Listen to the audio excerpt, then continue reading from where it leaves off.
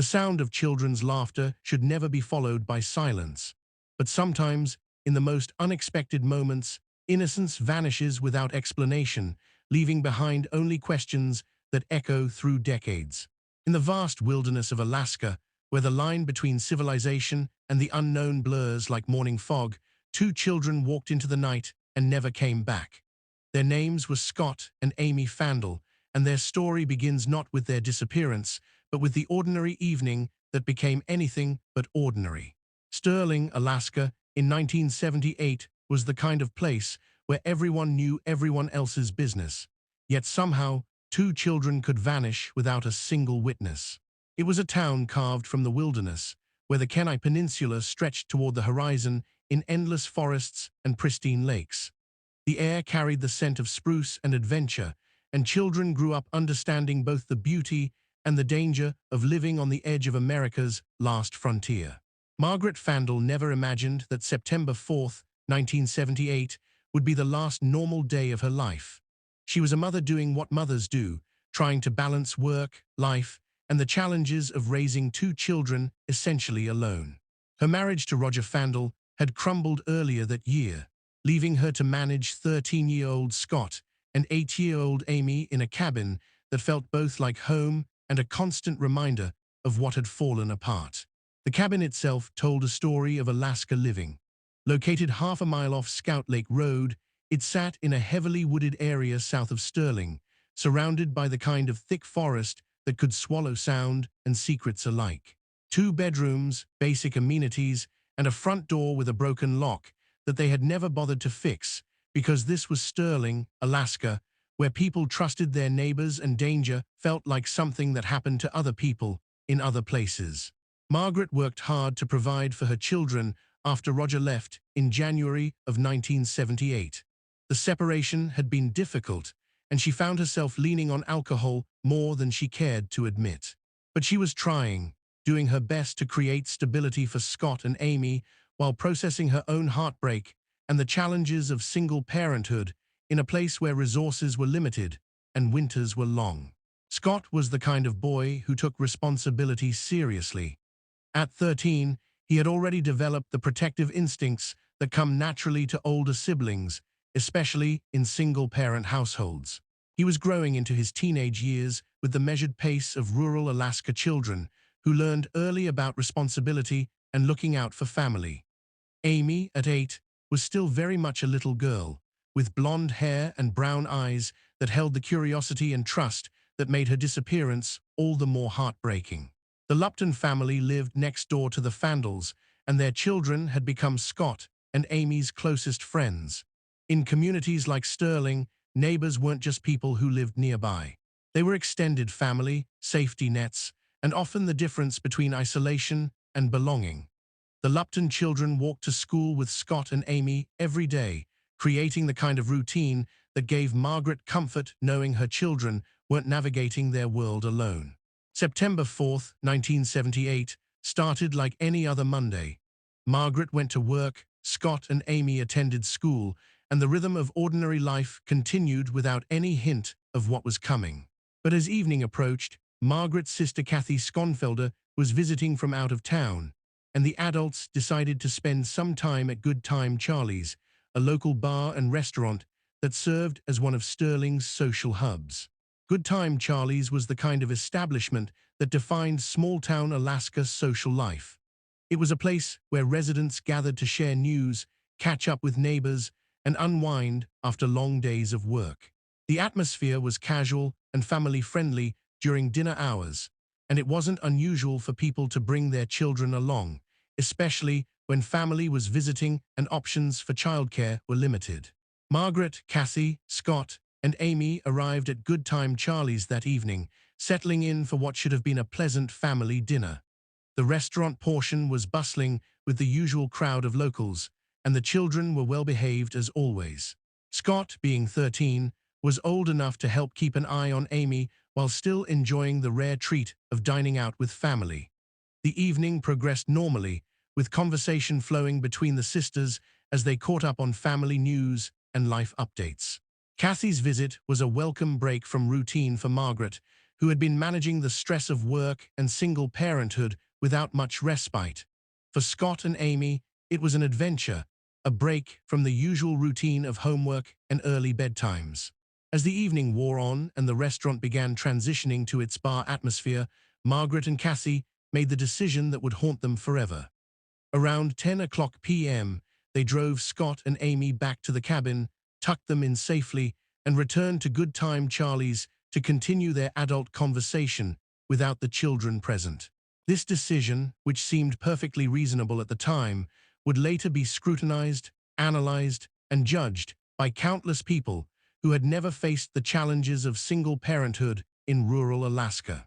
But in that moment, it was simply two sisters wanting to spend time together while ensuring the children were safe at home, where they belonged. The drive back to the cabin was routine. The single bright streetlight that illuminated the front of their home cast familiar shadows as Margaret and Kathy dropped off Scott and Amy. The broken front door lock wasn't a concern because this was their community, their safe space, and crime was something that happened in big cities, not in their corner of Alaska. Scott and Amy went inside, and their mother and aunt drove back toward town, expecting to return home in a few hours to find their children sleeping peacefully. It was a decision made with love and what they believed was reasonable caution. They had no way of knowing that they were driving away from their children for the last time. Back at the cabin, Scott and Amy didn't immediately go to bed. Instead, they did what children do in close-knit communities. They visited their neighbors. The Lupton family welcomed them as always, and the children played together in the comfortable familiarity of longtime friendships. These were the relationships that defined childhood in places like Sterling, where social circles were small but deep, and everyone looked out for everyone else's children. The time Scott and Amy spent at the Luptons' house was normal, happy, and completely unremarkable.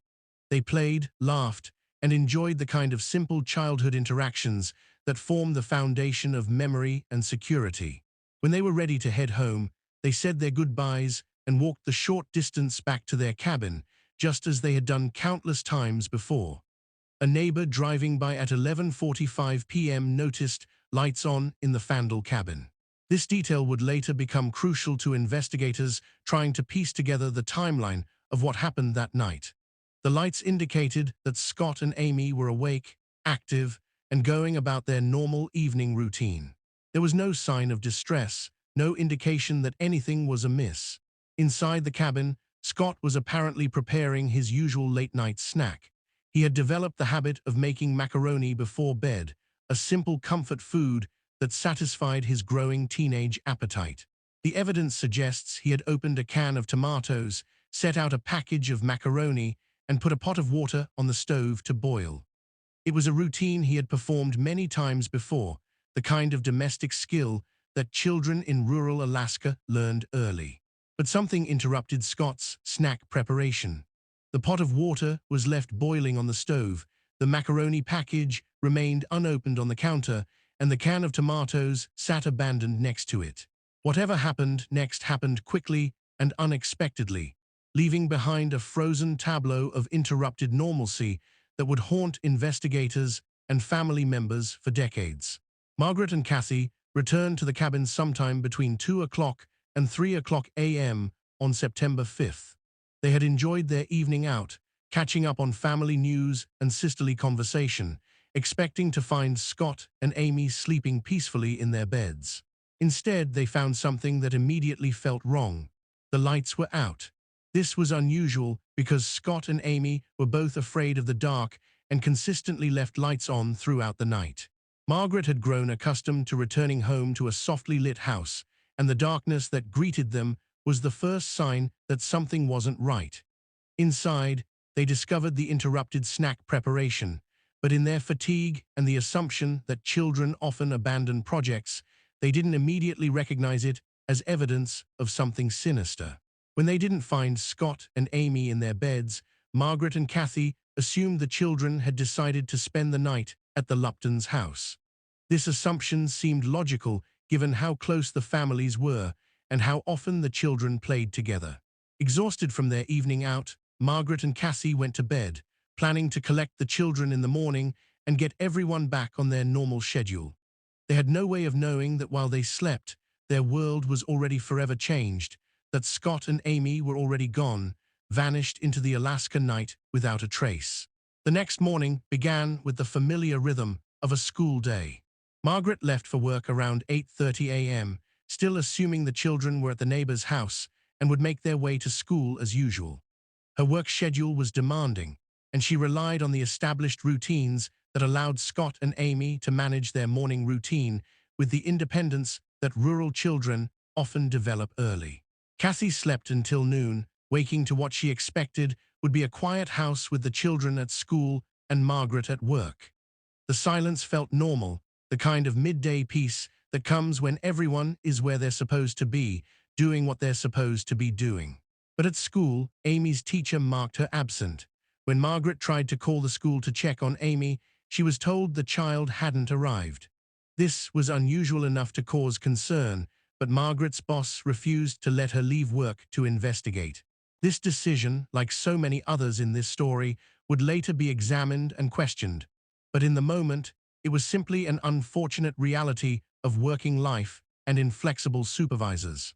The real alarm came when the Lupton children arrived at the Fandel cabin after school, looking for Scott and Amy to walk home together as they always did. When they knocked on the door, Cassie answered, expecting to hear about the children's day at school. Instead, she learned that neither Scott nor Amy had attended classes that day, and more troubling, they hadn't spent the night at the Luptons' house as everyone had assumed. The realization hit Cassie with devastating clarity. Scott and Amy weren't at school because they hadn't slept at the neighbor's house. They weren't at the neighbor's house because something had happened at the cabin. And if something had happened at the cabin, then where were the children? Cassie immediately called Margaret at work, and this time, no boss could prevent a mother from rushing home to search for her missing children. Margaret left work immediately, her mind racing through possibilities and explanations, hoping for a simple answer to what was becoming an increasingly complex and frightening situation. When Margaret arrived home, the evidence of interrupted routine became clear. The pot of water had boiled away on the stove. The macaroni and tomatoes remained untouched on the counter. And Scott and Amy were simply gone, as if they had vanished into thin air. Margaret called the police immediately. In missing children cases, the first hours are crucial, and despite the rural location and limited resources, law enforcement responded quickly to the report of 2 missing children. The Alaska State Troopers took charge of the case, beginning an investigation that would consume resources and attention for years to come. The initial search was extensive. Volunteers from throughout the community joined law enforcement in combing the wooded areas around the cabin. Search dogs were brought in to follow any scent trails. Aircraft surveyed the terrain from above, looking for any sign of the children or evidence of what might have happened to them. But Alaska's wilderness is vast and unforgiving. The forest around Sterling could easily conceal secrets, and despite the intense effort, the searches yielded nothing. No clothing, no personal items, no footprints, no sign that Scott and Amy had ever left their cabin of their own accord. As the search expanded, investigators began examining the physical evidence at the scene. Bullet casings were found outside the cabin, though their connection to the children's disappearance remained unclear. The casings raised disturbing questions about whether violence had been involved, but without other evidence, they remained just another puzzle piece in an increasingly complex case. The broken front door lock, which had never seemed important before, now became a crucial detail. How easy would it have been for someone to enter the cabin uninvited? How vulnerable were Scott and Amy in a house that couldn't be properly secured? As news of the disappearance spread throughout Sterling and the surrounding communities, theories began to emerge. Some suggested the children had wandered into the forest and become lost. Others believed they might have been attacked by wildlife, though this seemed unlikely given the lack of any physical evidence or disturbance at the scene. More troubling theories focused on human predators. The idea that someone had deliberately taken Scott and Amy was almost too horrific to contemplate, but it was a possibility that investigators couldn't ignore. The organized nature of their disappearance, the lack of any trace, and the interrupted snack preparation all suggested that they had been taken against their will. Margaret found herself at the center of intense scrutiny. As the children's mother, she was both the most heartbroken victim and, unfortunately, an inevitable subject of investigation. Her decision to leave Scott and Amy alone that night was questioned repeatedly, though anyone who understood rural Alaska life knew that such arrangements were common and generally safe. Her struggling marriage, her reliance on alcohol, and her work schedule all became subjects of investigation and speculation. Margaret, already devastated by her children's disappearance, now had to endure the additional pain of being suspected by some of somehow being involved in their fate. But perhaps the most intense scrutiny fell on Roger Fandel, Amy's biological father and Scott's stepfather. Roger had left the family in January 1978, 9 months before the children disappeared, and moved to Arizona. This separation had been difficult for everyone involved, and Roger's absence from Alaska at the time of the disappearance made him both a suspect and an alibi question. When Margaret tried to contact Roger immediately after discovering the children were missing, she couldn't reach him. His relatives assured her that he knew nothing about Scott and Amy's whereabouts, but his unavailability during those crucial early hours raised suspicions that would follow him for years. Roger did eventually fly to Alaska to help search for the children, but by then, investigators were already looking at him as a potential suspect. The theory was that he might have returned to Alaska secretly, taken the children, and then made a show of helping with the search to deflect suspicion. This theory gained some credibility when, years later, a woman who had been Roger's girlfriend in 1978 allegedly approached Roger's uncle with a disturbing proposition.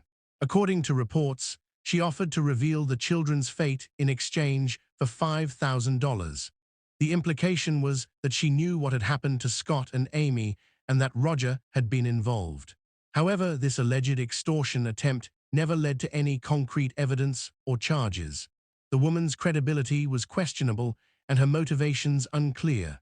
Was she someone who actually knew something about the children's disappearance, or was she simply an opportunist trying to profit from a tragedy?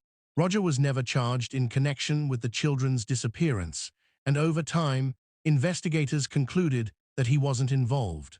But the cloud of suspicion and the pain of being considered a suspect in his own children's disappearance added another layer of tragedy to an already heartbreaking situation.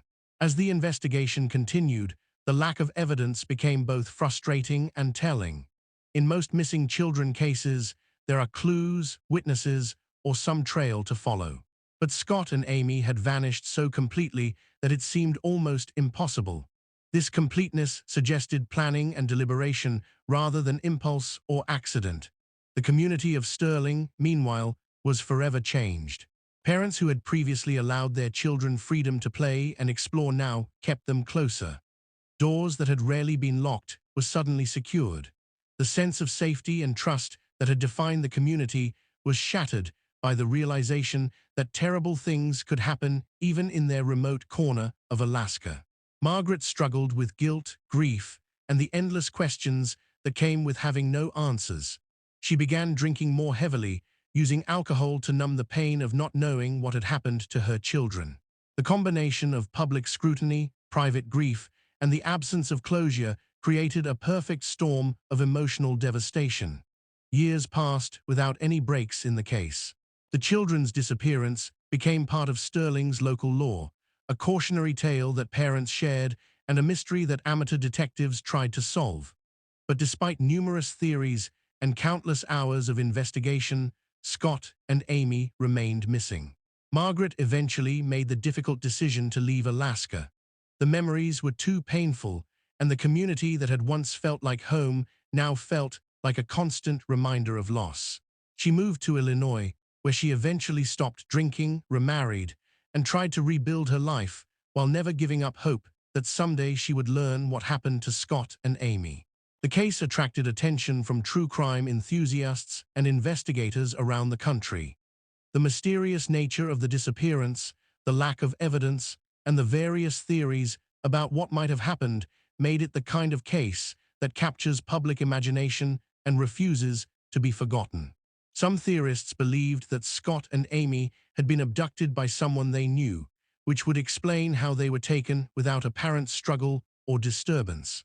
Others suggested they might have been victims of a random predator who happened to target their isolated cabin.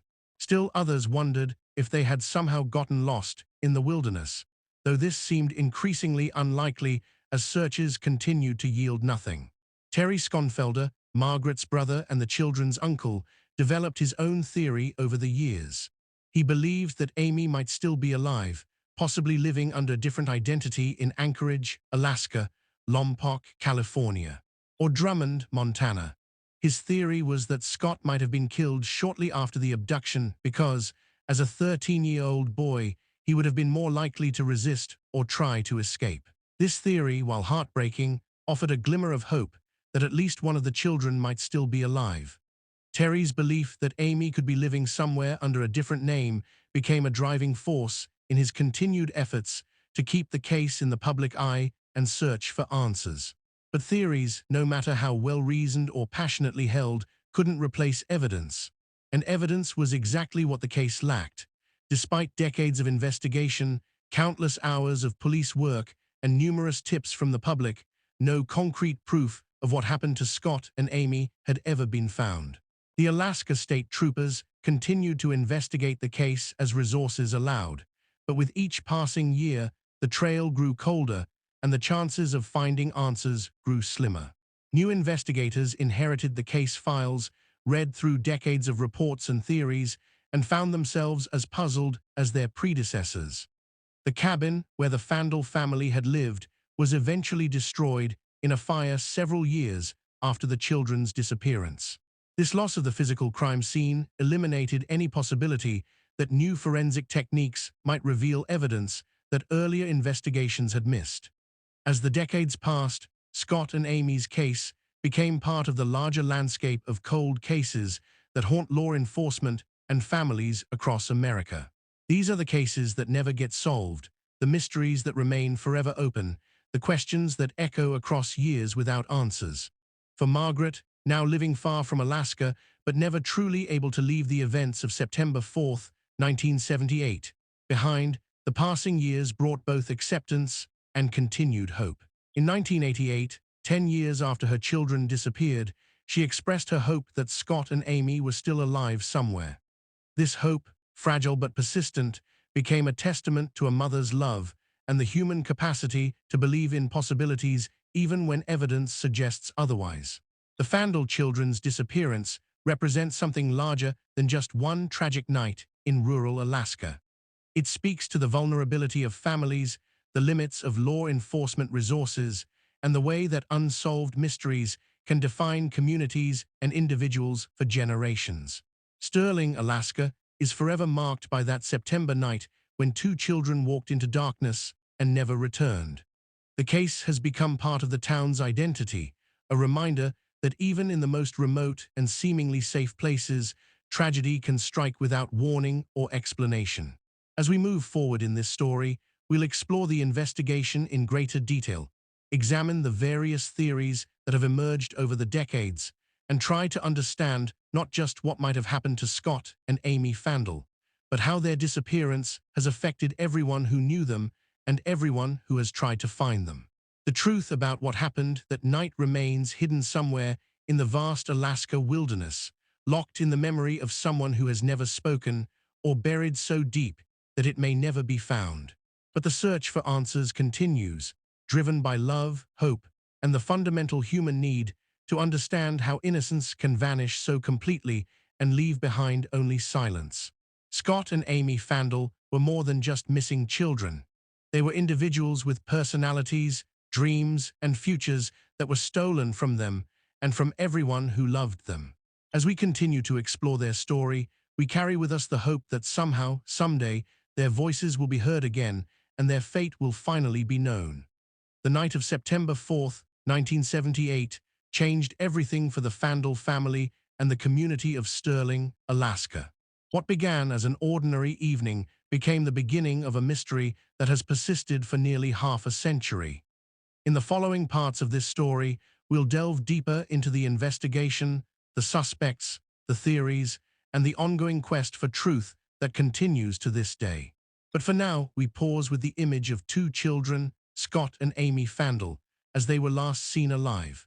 Playing with their neighbors, walking home in the familiar safety of their community, preparing a simple snack in their cabin, and having no idea that they were about to become part of one of Alaska's most enduring mysteries. The investigation into Scott and Amy Fandel's disappearance would become one of the most complex and frustrating cases in Alaska state trooper history. As autumn turned to winter in 1978 and the initial surge of search efforts began to slow, investigators faced a stark reality. They had two missing children, virtually no physical evidence, and a growing list of theories that seemed to lead nowhere. Detective Sergeant Robert Hickel of the Alaska State Troopers had seen missing person cases before, but nothing quite like this. The complete absence of Scott and Amy was unlike typical runaway situations or even most abduction cases. Children don't simply vanish without leaving some trace, some indication of direction or struggle. Yet that's exactly what seemed to have happened in Sterling. The first few weeks of the investigation had been intensive. Every neighbor was interviewed multiple times. Every possible witness was tracked down and questioned. The timeline of September 4th and early September 5th was reconstructed minute by minute, creating a detailed picture of the children's last known hours. But despite all this effort, the basic facts remained unchanged. Scott and Amy had been in their cabin, apparently preparing a snack, and then they were gone. The bullet casings found outside the cabin became a focal point of investigation. Ballistics experts examined them carefully, but without any other evidence of violence, their significance remained unclear. Were they connected to the children's disappearance, or were they unrelated debris from hunting activities in the area? In rural Alaska, finding spent shell casings wasn't unusual, but their location near the Fandel cabin during this particular time frame made them impossible to ignore. The broken door lock, which had seemed so unimportant to the family, now represented a crucial vulnerability. Investigators reconstructed how easy it would have been for someone to enter the cabin uninvited. The single bright streetlight out front would have illuminated anyone approaching, but it also would have made it clear when the house was occupied and when it wasn't. As the investigation expanded, detectives began to consider the possibility that Scott and Amy's disappearance was connected to other missing person cases in Alaska. The state's vast wilderness had swallowed up numerous people over the years, and investigators wondered if there might be a pattern they hadn't recognized. They examined cases involving Robert Hansen, the serial killer who wouldn't be caught until 1983, but who was already active in Alaska during the late 1970s. Hansen's method of kidnapping women, flying them to remote locations, and hunting them seemed too sophisticated and adult-focused to match the Fandel case, but investigators couldn't completely rule out a connection. Other cases were examined as well. Missing persons reports from across Alaska were reviewed to see if any patterns emerged, but each case seemed unique, and no clear connections could be established. The Fandel children's disappearance stood alone in its particular circumstances and complete lack of evidence. The investigation also focused heavily on the family's personal relationships and history. Margaret's marriage to Roger had been troubled, and their separation had created emotional and financial stress for everyone involved. Investigators interviewed friends and neighbors about the family dynamics, looking for any indication that domestic problems might have escalated to violence. Margaret herself was subjected to intense scrutiny. As the children's primary caregiver and the last adult to see them alive, she was both the most important witness and, unfortunately, a potential suspect. Her decision to leave the children alone that night was examined from every angle. Her drinking was documented and analyzed. Her relationships, both past and present, were investigated. The polygraph test Margaret took produced inconclusive results, which only added to the investigators' frustration. Polygraphs aren't admissible in court and aren't always reliable, but they can provide investigators with direction. In Margaret's case, the test results neither cleared her nor implicated her, leaving investigators with more questions than answers. Kathy Skonfelder, Margaret's sister who had been visiting that night, was also thoroughly investigated. Her presence complicated the timeline and raised questions about whether the sisters' stories were completely accurate. But like Margaret, Kathy passed multiple interviews and appeared genuinely devastated by the children's disappearance. The focus on Roger Fandel intensified as investigators dug deeper into his background and activities. His move to Arizona in January 1978 had been sudden, and investigators wanted to understand exactly why he had left and whether he had maintained any connection to Alaska that might have allowed him to return undetected. Roger's financial records were examined to see if there were any unusual expenditures that might indicate travel to Alaska around the time of the children's disappearance. His work records were checked to verify his whereabouts. His associates in Arizona were interviewed to determine if he had ever expressed threats or unusual interest in his children's welfare. The investigation revealed that Roger was indeed in Arizona during early September 1978, but investigators weren't satisfied with simply establishing his physical location. They wanted to understand his emotional state, his relationship with his children, and whether he might have enlisted help from someone else to carry out a plan to take Scott and Amy. The theory that Roger might have hired someone to abduct the children gained traction when investigators learned about his financial difficulties and the bitter custody disputes that had characterized his separation from Margaret. The idea was that he might have arranged for the children to be taken and hidden somewhere until he could establish custody or disappear with them permanently. This theory was complicated by the fact that Scott wasn't Roger's biological child. Why would Roger risk so much to take a boy who wasn't related to him? Investigators theorized that he might have felt responsible for Scott or might have wanted to avoid separating the siblings. Or perhaps Scott had simply been in the wrong place at the wrong time and had been taken to prevent him from identifying Amy's abductor. The woman who later allegedly offered to reveal the children's fate in exchange for money became a crucial part of the investigation. According to reports, this woman had been in a relationship with Roger during 1978 and claimed to have information about what had happened to Scott and Amy. Investigators interviewed this woman extensively, but her story was inconsistent and her credibility questionable. She seemed to know some details about the case that weren't widely publicized, but she couldn't provide specific information that would lead to the children or confirm her claims. Her demand for money in exchange for information suggested either that she was trying to profit from tragedy or that she was genuinely afraid of someone and needed resources to protect herself. The investigation into this woman's background revealed a history of financial problems and questionable relationships. She had moved frequently and seemed to have a pattern of creating dramatic situations that put her at the center of attention. Investigators ultimately concluded that while she might have some peripheral knowledge of Roger's activities, she probably didn't have the specific information about Scott and Amy that she claimed to possess. Meanwhile, Roger's family and friends in Arizona were providing him with alibis and character references that complicated the case against him. People who knew him well insisted that he was genuinely distraught about his children's disappearance and that he would never have harmed them.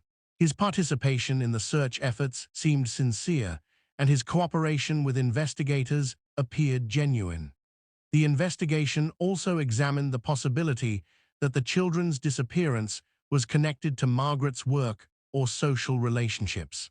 She had been employed at various jobs around Sterling, and investigators wondered if she might have encountered someone who had developed an unhealthy interest in her or her children. Margaret's social life, including her relationships with men she had dated after separating from Roger, was thoroughly examined. Investigators looked for anyone who might have had access to information about the family's routines, anyone who might have known that that the children would be alone that night, and anyone who might have had motives to harm the family.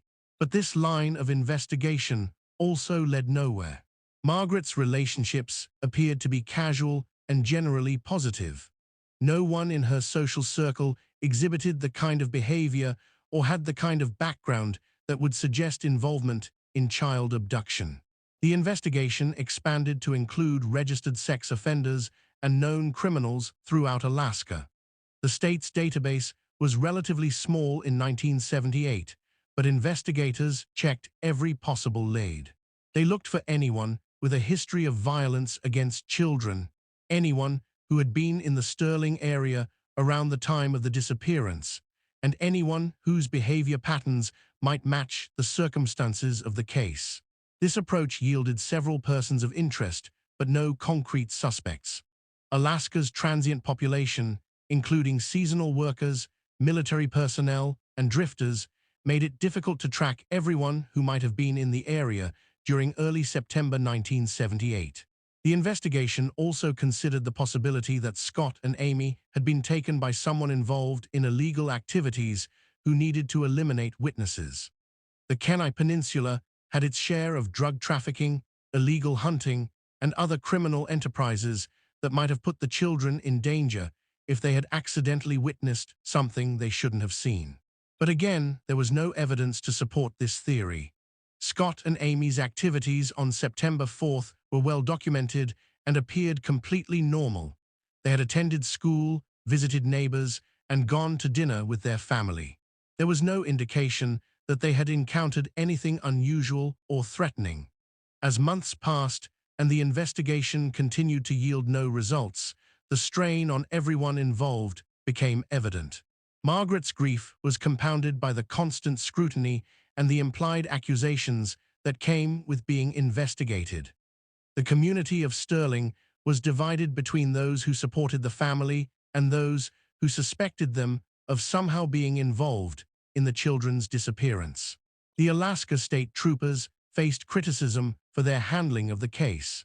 Some community members felt that the investigation had been too focused on the family and not broad enough in its scope. Others argued that investigators had wasted too much time on far-fetched theories instead of focusing on the most likely explanations.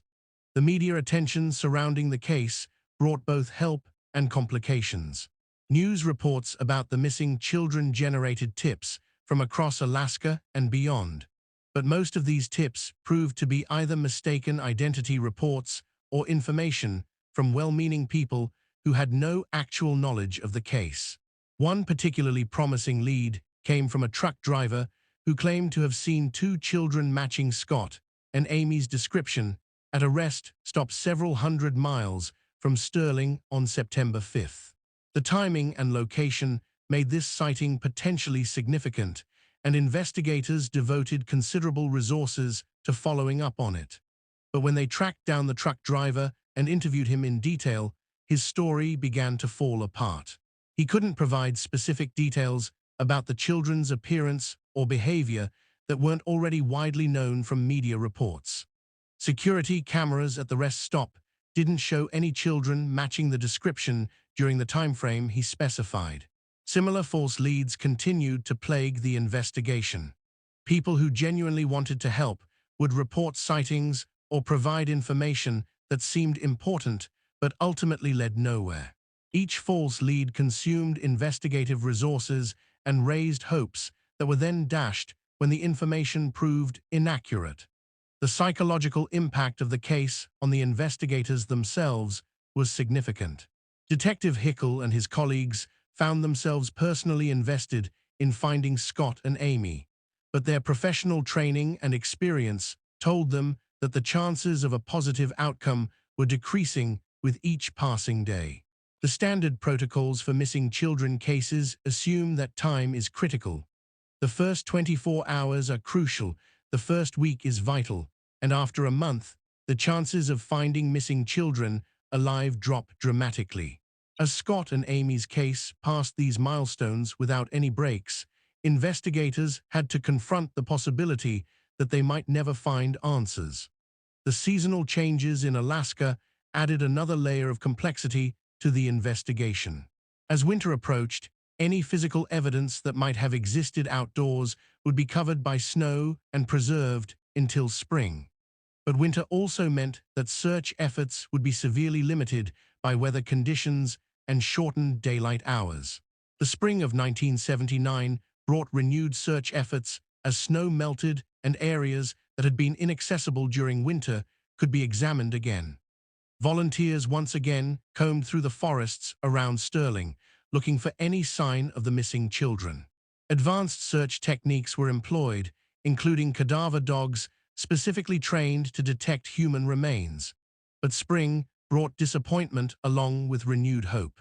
The expanded searches yielded nothing new, and investigators were forced to acknowledge that if Scott and Amy were in the wilderness around Stirling, they were hidden in a location that conventional search methods couldn't reach. The investigation began to shift focus from active searching to information gathering and analysis. Cold case techniques were applied, with investigators reviewing all evidence and testimonies to look for patterns or connections they might have missed. The case files grew thick with reports, interviews, and theories, but concrete evidence remained elusive. New investigative technologies were employed as they became available. Enhanced fingerprint analysis was conducted on items from the cabin. Blood evidence was tested using improved laboratory techniques, but the cabin itself had been contaminated by the initial investigation and by the family's continued residence there before they left Alaska, making forensic analysis extremely difficult. The destruction of the cabin in a fire several years after the children's disappearance eliminated any possibility that future forensic advances might reveal new evidence. This loss was particularly frustrating to investigators who had hoped that someday new technology might be able to extract information from the scene that hadn't been detectable in 1978. As the case entered its second year, investigators began to consider the possibility that Scott and Amy's disappearance might never be solved. This was a difficult admission for law enforcement professionals who were trained to believe that every case could be cracked with enough persistence and the right approach. The impact on the Stirling community was profound and lasting. Parents who had previously allowed their children considerable freedom now kept them under closer supervision. The sense of trust and security that had defined the community was replaced by wariness and suspicion. Neighbors looked at each other differently, wondering if someone among them might know more about the children's disappearance than they were admitting. Local businesses, including Good Time Charlie's, where the family had dined on their last night together, became associated with the tragedy. The restaurant continued to operate, but it was forever marked as the place where the Fandel family had their last meal together. Some patrons avoided it because of the association, while others came specifically because of the connection to the famous case.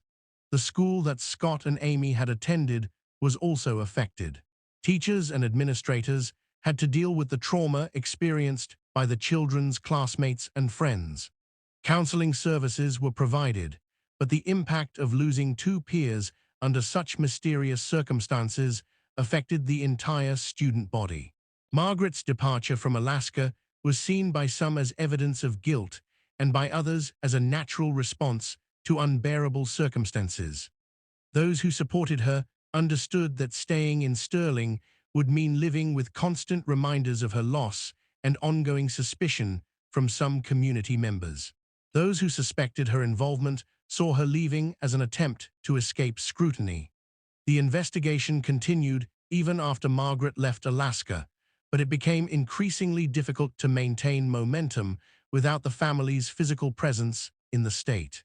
New leads were harder to follow up on, and the case gradually received less attention from both law enforcement and the media. Roger Fandel's status as a suspect evolved over time. While he was never formally cleared, the focus on him diminished as investigators were unable to develop evidence linking him to the children's disappearance. His alibi for the time period in question appeared solid, and his cooperation with the investigation seemed genuine. The theory that someone else might have been involved on Roger's behalf was harder to dismiss, but equally difficult to prove.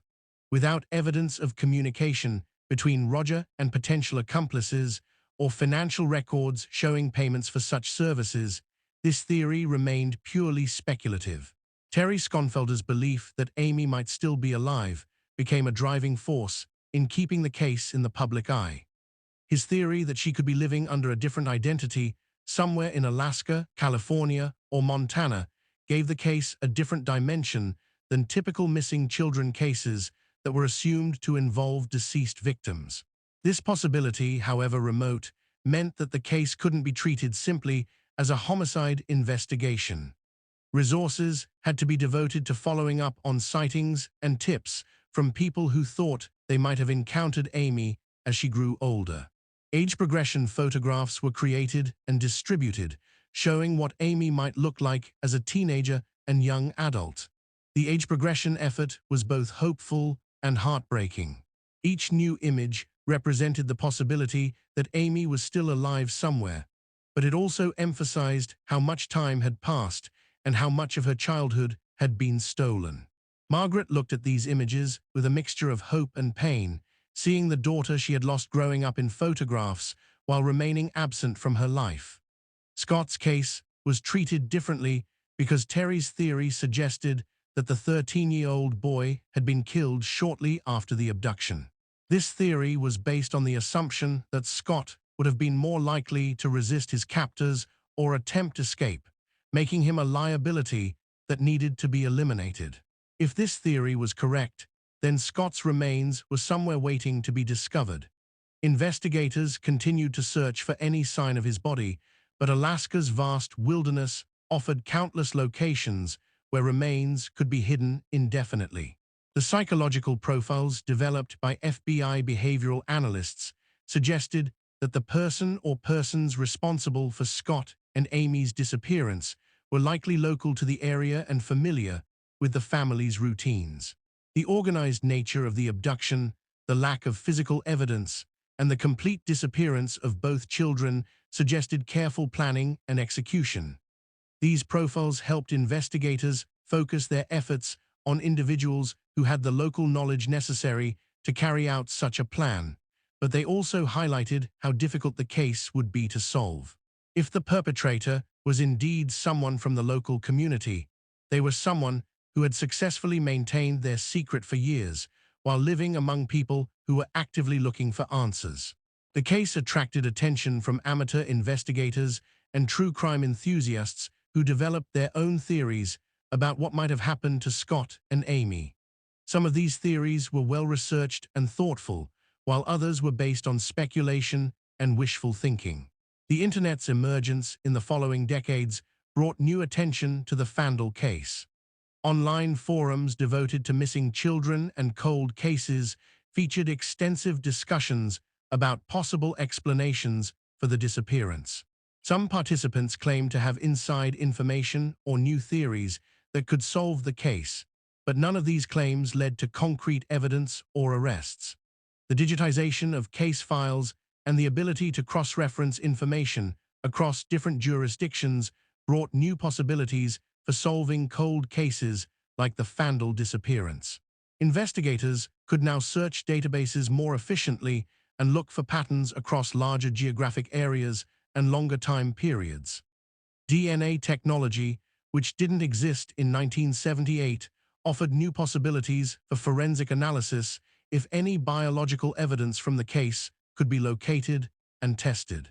Unfortunately, the limited physical evidence from the Fandel cabin and the destruction of the building itself meant that DNA analysis was unlikely to provide answers in this particular case. The case also became part of academic study in criminal justice and psychology programs. The unique circumstances of the disappearance, the investigation techniques employed, and the long-term impact on the community made it a valuable case study for understanding both the challenges of missing person investigations and the broader effects of unsolved crimes on communities. As the 20th anniversary of Scott and Amy's disappearance approached in 1998, the case received renewed media attention. Journalists revisited the story, interviewed family members and investigators, and examined how the case had evolved over 2 decades. This renewed attention brought new tips and leads, but like so many before them, these proved to be dead ends. The passage of time had not revealed new evidence or brought forward witnesses who had previously been silent. The mystery remained as complete as it had been on September 5, 1978. Margaret, now living in Illinois and remarried, continued to hope for answers while trying to build a new life. She had stopped drinking, found stable employment, and created new relationships, but the absence of Scott and Amy remained a constant presence in her life. Her new husband provided support and understanding, but he could never replace what had been lost. Margaret's other relationships were affected by her history and the ongoing uncertainty about her children's fate. Some people in her new community knew about her past, while others learned about it gradually as they got to know her better. The question of whether to have more children was particularly difficult for Margaret. The desire to be a mother again was complicated by the trauma of losing Scott and Amy and the fear that something similar could happen again. When she did eventually have another child, the experience was marked by both joy and anxiety. Roger Fandel's life was also permanently affected by the case. Although he was never charged with any crime, the suspicion that had surrounded him made it difficult to move forward completely. His relationships were affected by questions about his past, and he carried the burden of knowing that some people would always believe he was somehow responsible for his children's disappearance. The investigators who had worked the case were also marked by their inability to solve it. Detective Hickel, who had devoted so much time and energy to finding Scott and Amy, carried the case with him throughout his career. It became one of those cases that law enforcement officers never truly close, mentally if not officially. As new investigators inherited the case files over the years, each brought fresh perspectives and techniques to the evidence. But the fundamental problem remained the same. There simply wasn't enough physical evidence to support any particular theory about what had happened to the children. The case became a testament to the limitations of law enforcement resources and techniques, particularly in rural areas with limited resources and vast territories to cover.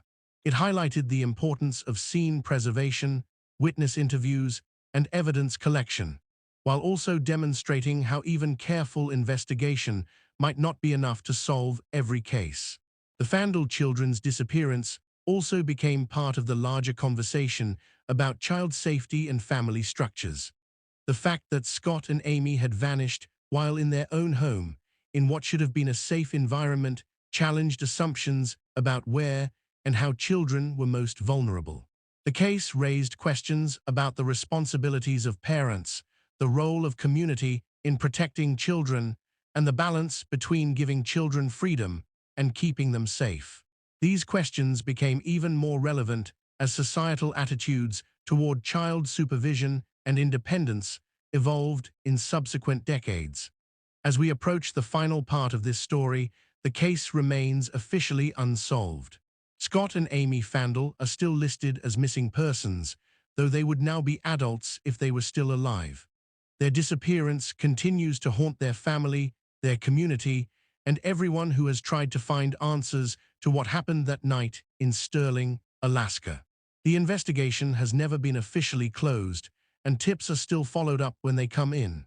But the reality is that nearly 5 decades have passed since 2 children walked into the Alaska night and never came back. The chances of finding them alive have long since disappeared, and even the hope of finding remains or getting answers about their fate grows dimmer with each passing year. The year 2003 marked the 25th anniversary of Scott and Amy Fandel's disappearance.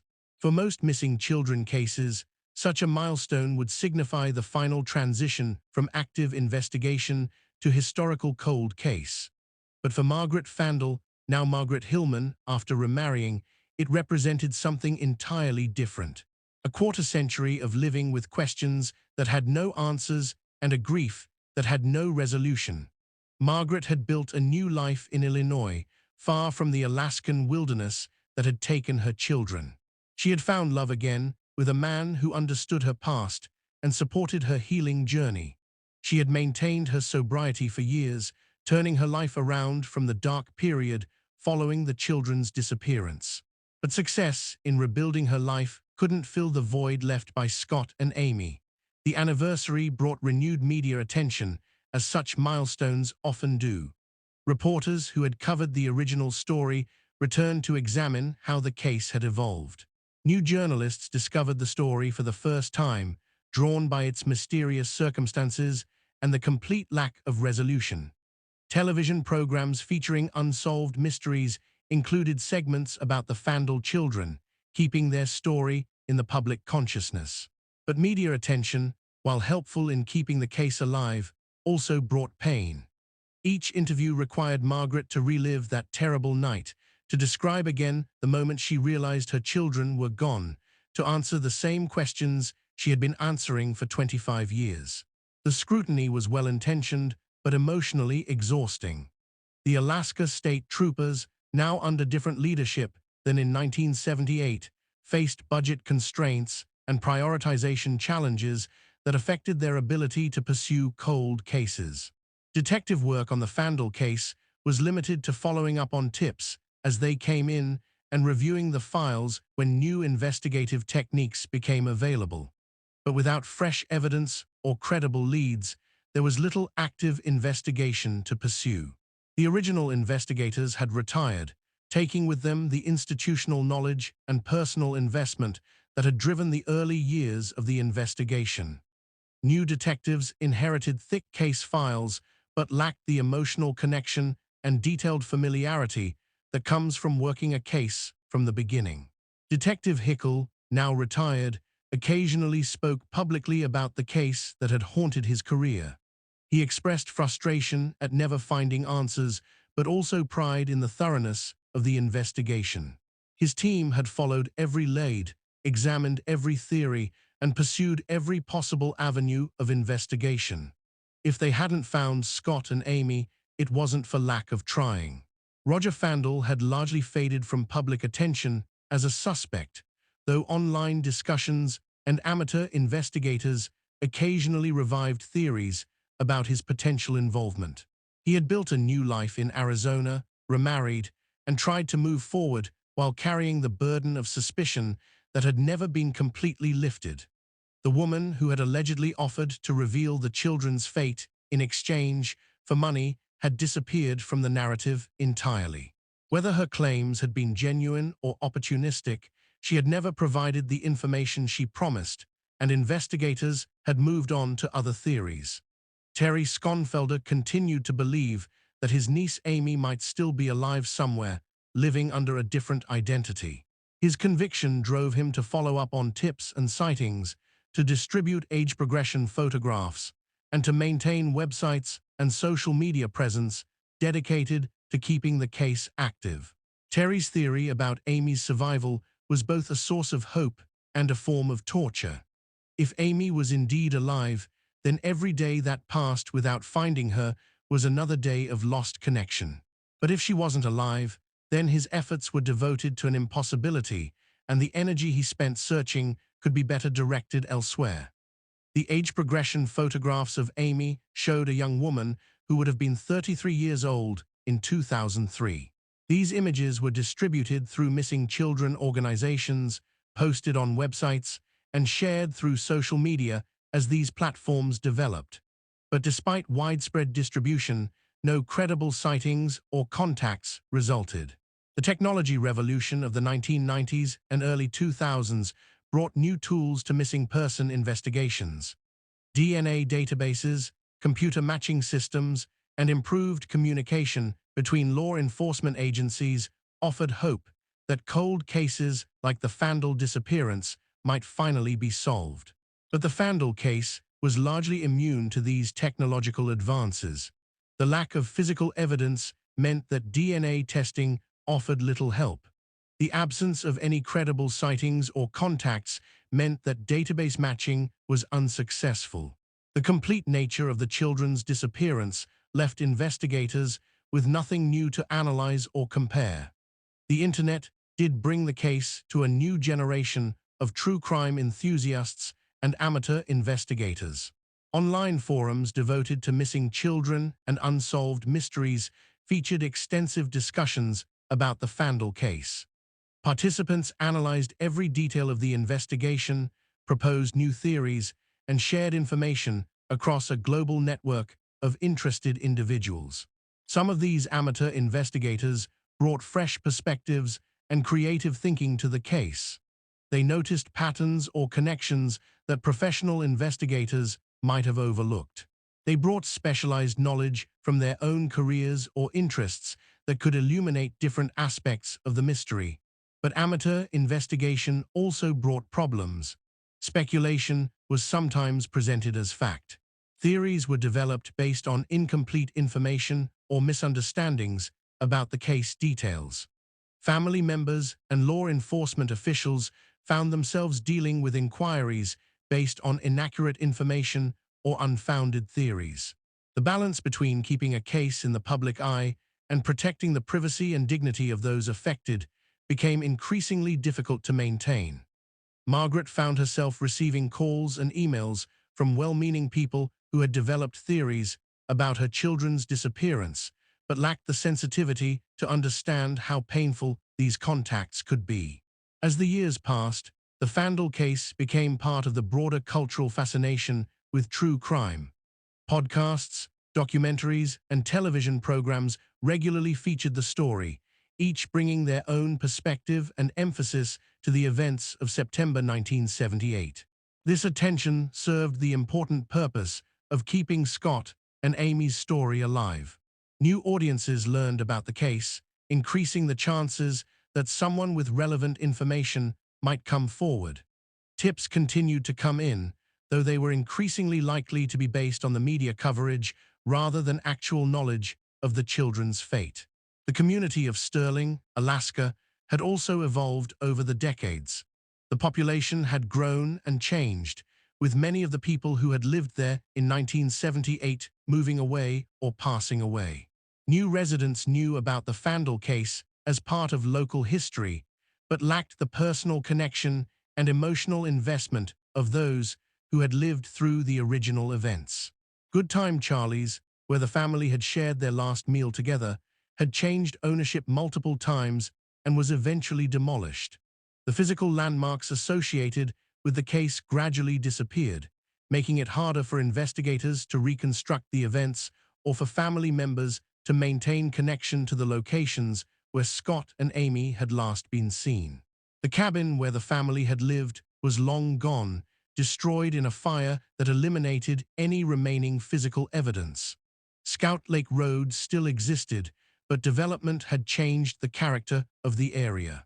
The isolation and rural feeling that had defined the Fandel's neighborhood in 1978 had been replaced by more suburban development. These changes reflected the broader transformation of Alaska from the frontier-like state it had been in the 1970s to the more developed and connected place it had become. The circumstances that had made the Fandel children's disappearance possible, the isolation, the limited law enforcement resources, the sparse population had largely disappeared. Margaret's healing journey had been long and difficult. In addition to the grief of losing her children, she had to overcome the guilt of feeling responsible for their disappearance. The decision to leave Scott and Amy alone that night continued to haunt her, even though rational analysis suggested that her choice had been reasonable under the circumstances. Therapy, support groups, and her faith had all played roles in Margaret's recovery. She had learned to separate the grief of loss from the burden of guilt, to acknowledge her pain without taking responsibility for events that had been beyond her control. But this psychological progress couldn't eliminate the fundamental reality of not knowing what had happened to her children. Margaret's new marriage had brought stability and support, but it had also required her husband to accept that Scott and Amy would always be part of their relationship.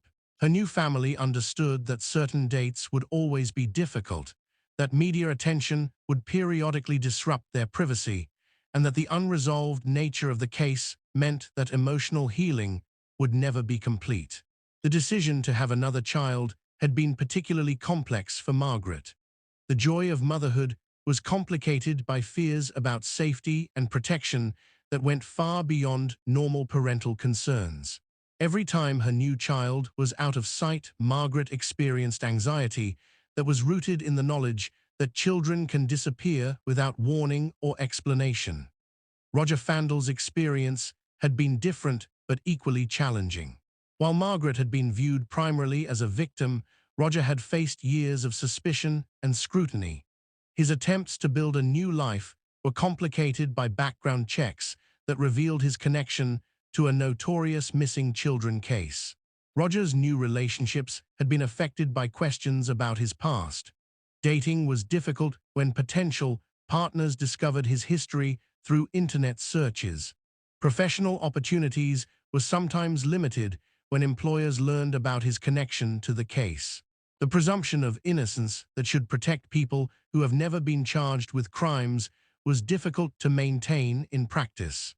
The investigators who had worked the case also carried lasting effects from their inability to solve it. Detective work is driven by the belief that persistence and proper technique can solve any case. When a case remains unsolved despite thorough investigation, it challenges these fundamental beliefs and can affect an investigator's confidence and career satisfaction. Some investigators became obsessed with cold cases, unable to accept that some mysteries might never be solved. Others developed more realistic expectations about the limitations of law enforcement and the reality that some questions have no answers. But all carried the case with them, remembering Scott and Amy Fandel as more than just file numbers, but as real children whose fate remained unknown. The broader law enforcement community had learned lessons from the Fandel case that influenced how missing children investigations were conducted.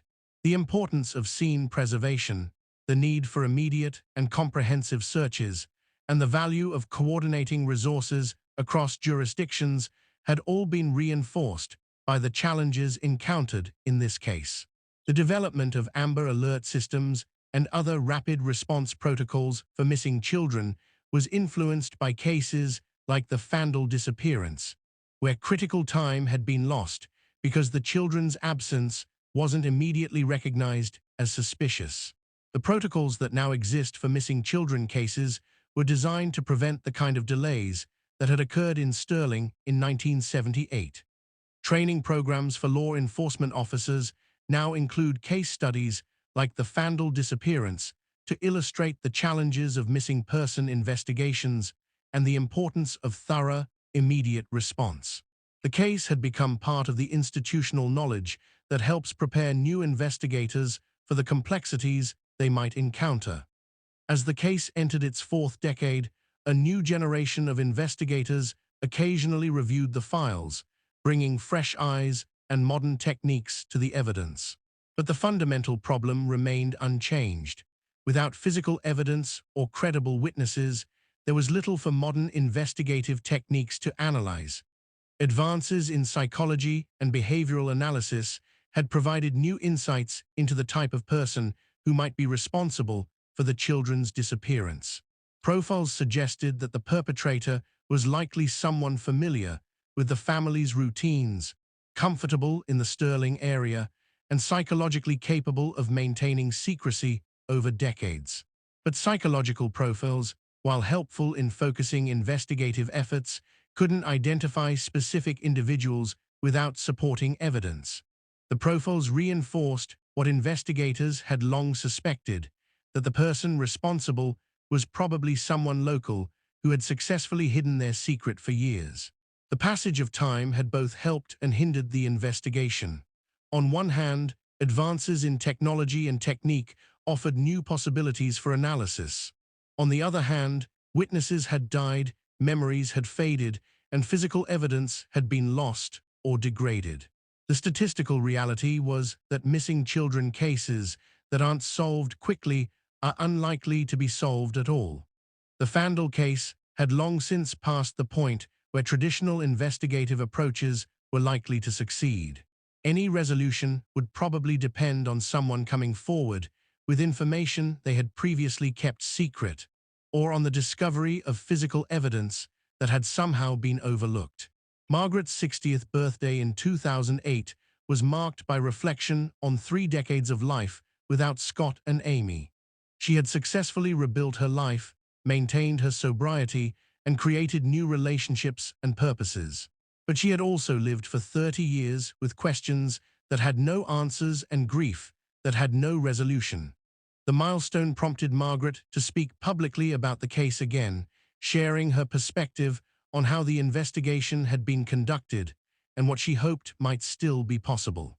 Her interviews revealed a woman who had found ways to move forward without ever truly moving on, who had accepted uncertainty without surrendering hope.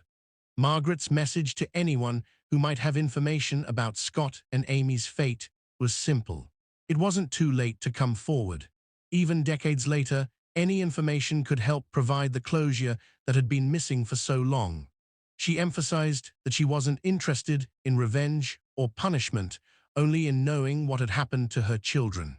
The plea for information was repeated by law enforcement officials, who noted that people who might have been afraid to come forward in 1978 could now contact investigators without fear.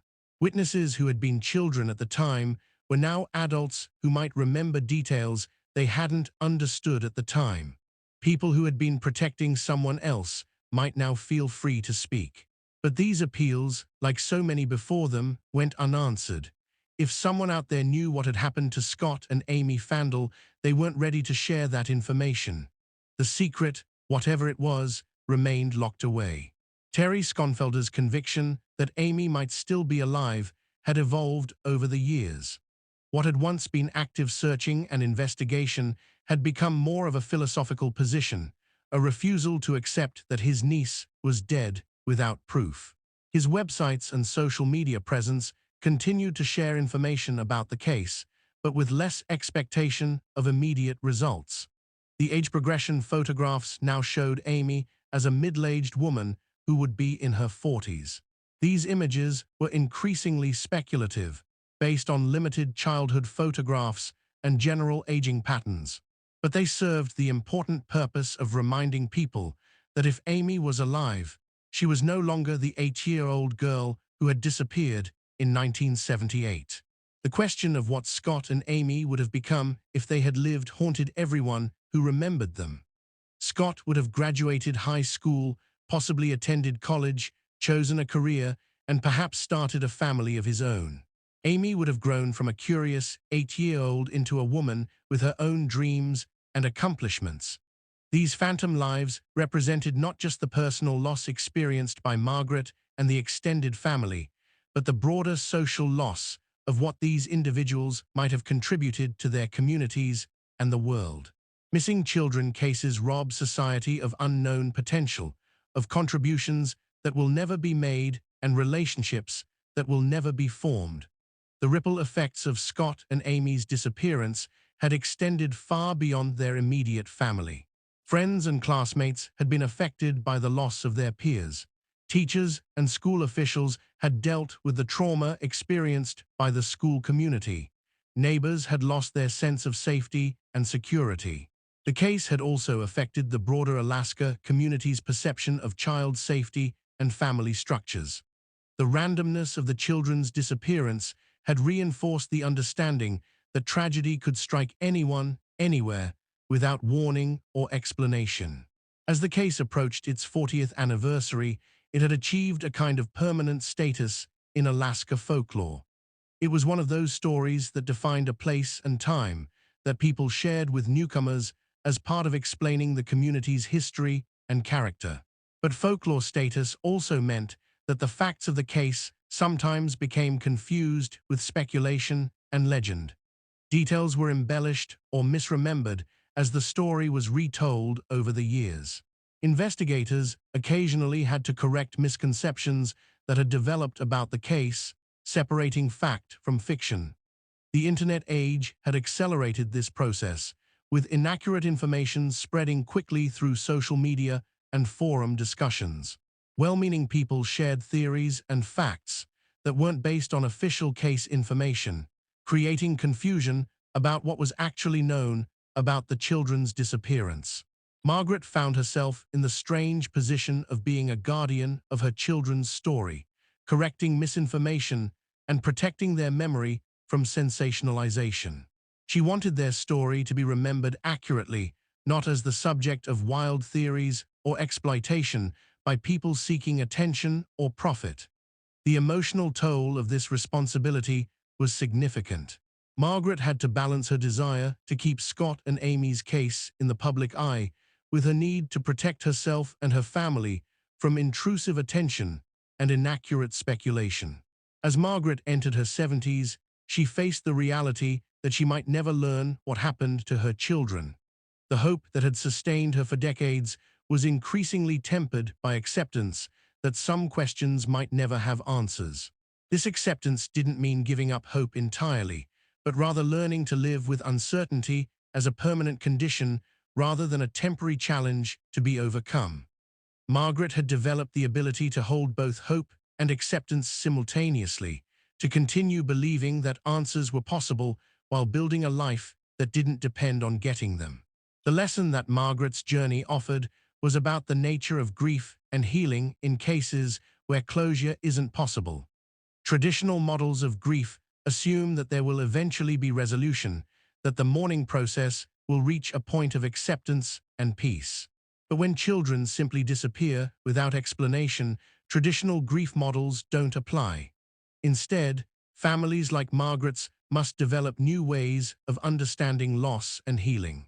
They must learn to live with ambiguous loss, to grieve children who might still be alive, and to find meaning and purpose despite fundamental questions that have no answers.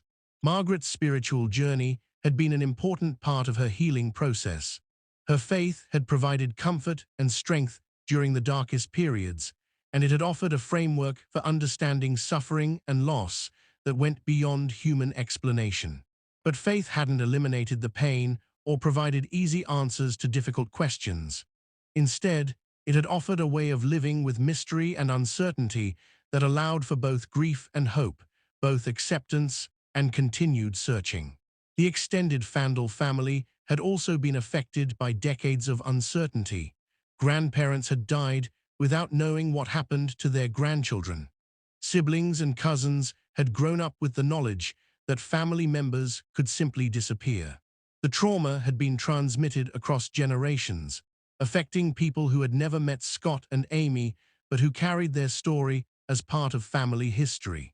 Roger Fandel, now in his 70s as well, had largely withdrawn from public discussion of the case. He had cooperated with investigators over the years when asked, but he had also tried to build a life separate from the tragedy that had defined his late 20s and early 30s.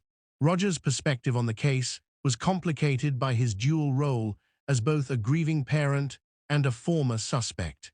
He had lost his daughter and stepson, but he had also faced years of suspicion and scrutiny that had affected every aspect of his life. The investigative files on the Fandel case now filled multiple storage boxes and digital databases. Thousands of pages of reports, interviews, and analysis documented one of the most thoroughly investigated missing children cases in Alaska history. But all of this documentation couldn't overcome the fundamental problem. Without physical evidence or credible witnesses, even the most thorough investigation could only eliminate possibilities rather than identify solutions. The case had become a teaching tool for investigators, illustrating both the importance of thorough investigation and the limitations of law enforcement resources and techniques. It showed how a case could be worked professionally and comprehensively without achieving resolution. New investigators who reviewed the files were often impressed by the thoroughness of the original investigation and the creativity of the approaches that had been tried over the years. But they also recognized that the case represented the kind of mystery that might never be solved, no matter how much effort was devoted to it. As we reach the end of this story, it's important to acknowledge that this isn't really an ending at all. Scott and Amy Fandel remain missing, their fate unknown. The investigation continues even if it's no longer active. The hope for answers persists, even if it's no longer urgent. The case has taught us about the fragility of safety, the limitations of investigation, and the resilience of the human spirit in the face of uncertainty. It has shown us how communities respond to tragedy and how families find ways to continue living when fundamental questions have no answers.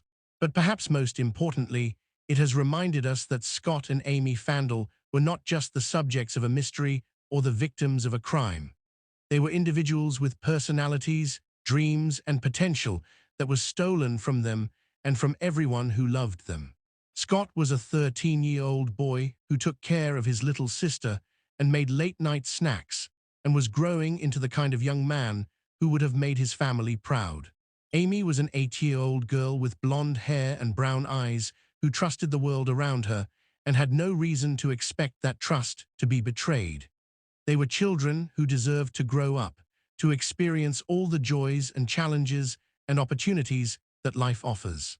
Their disappearance robbed them of their futures and robbed the world of whatever contributions they might have made. The mystery of what happened to Scott and Amy Fandel on September 4, 1978, may never be solved. But their story serves as a reminder of the preciousness of childhood, the importance of family, and the need to protect the vulnerable among us. As Margaret faces each new day, now more than 4 decades after her children disappeared, she carries with her both the pain of loss and the love that transcends even tragedy. She has learned that healing doesn't require answers, that hope can exist alongside acceptance, and that love persists even when the objects of that love are absent. The sound of children's laughter that opened our story has been replaced by silence, but not by emptiness. The silence holds memory and love, and the conviction that Scott and Amy Fandel mattered, that their lives had value, and that their story deserves to be remembered. In the end, perhaps that's the most important truth of all, that even when mysteries remain unsolved, the people at their center are not forgotten.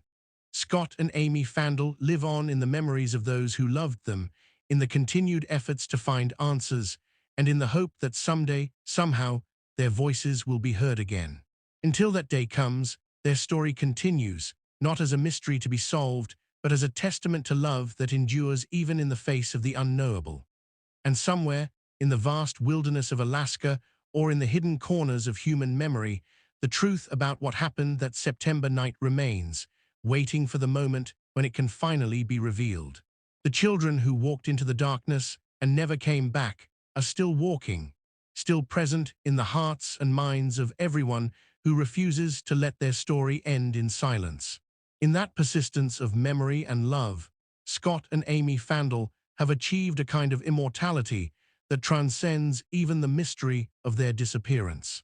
Their legacy is not just the questions they left behind, but the reminder they provide that every child matters, every family deserves answers, and every mystery represents real people whose lives had meaning and value. In remembering Scott and Amy Fandel, we honor not just their memory, but the principle that no child should ever be forgotten, no matter how long they've been gone or how impossible their case seems to solve. That may not be the ending we hoped for when this story began, but it's the ending that honors the truth of their lives and the love that surrounds them still.